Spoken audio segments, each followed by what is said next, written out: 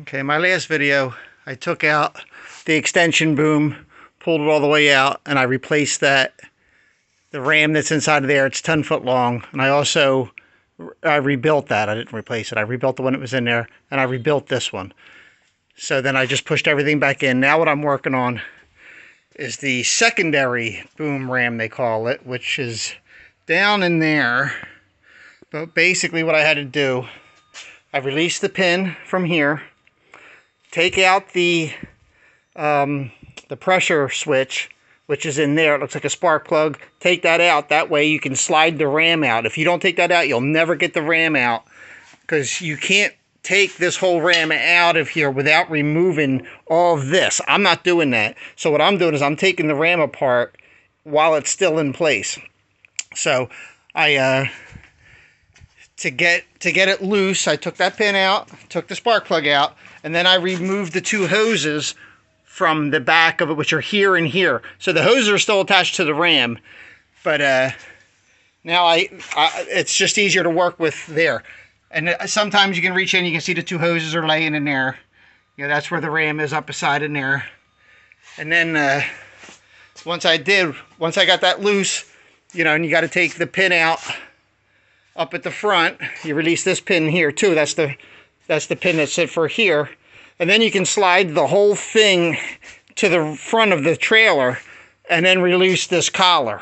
I just use a big pipe wrench, and then you got to beat the pipe wrench with the mini sledge.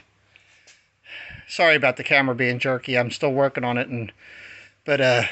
So once you get this collar out, now this whole thing will slide out. But to give me space to do that, because you can see the angle, because the base of the ram is wider than this by a full inch. So you're never going to get that out of there. So what you have to do, you could either spin this around, drop it down, and work under this and lift this up. Or what I did was I removed this pin right here to separate that from that. And then I put my crane, my engine hoist, attached to that and lifted this up to give me the space to work.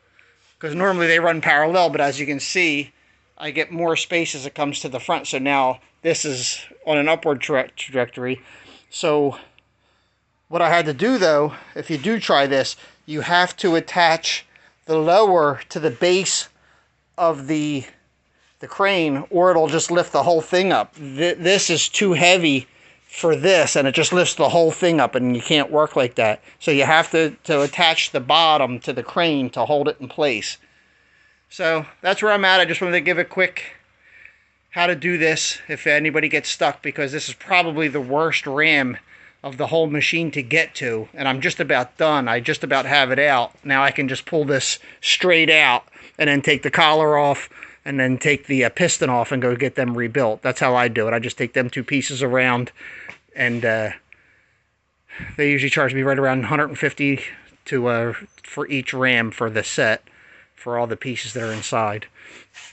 So that's it.